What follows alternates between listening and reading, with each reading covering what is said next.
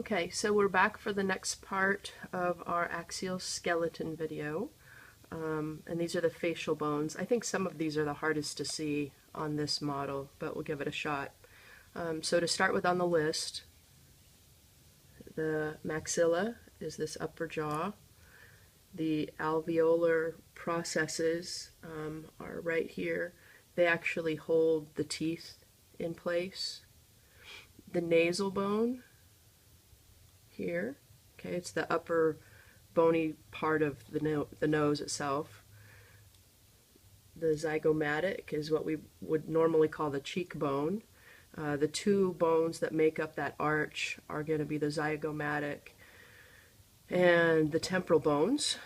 The ethmoid, that's the medial part.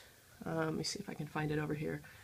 It's the medial part of the orbit. There's a bone here between, what's it between?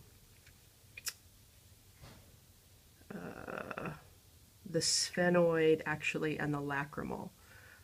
So we saw the ethmoid earlier from inside, but it protrudes down and forms part of the medial side of the eye orbit.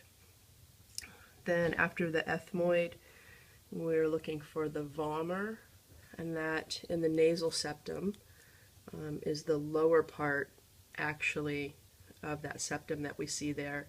The two bones that form the bony part of the nasal septum, or septum, I'm sorry, are the vomer and the ethmoid. The inferior nasal concha, you can't really see on this. This is really a bit of a challenge. Normally it would protrude from the lateral walls of the nasal cavity and form part of the lateral walls, but I think it's difficult to see again on this model. For the mandible, something a little bigger and easier to see. Here we have the body of the mandible. Let me turn him a little bit. The body, the angle is this corner. The ramus is this back section of the mandible.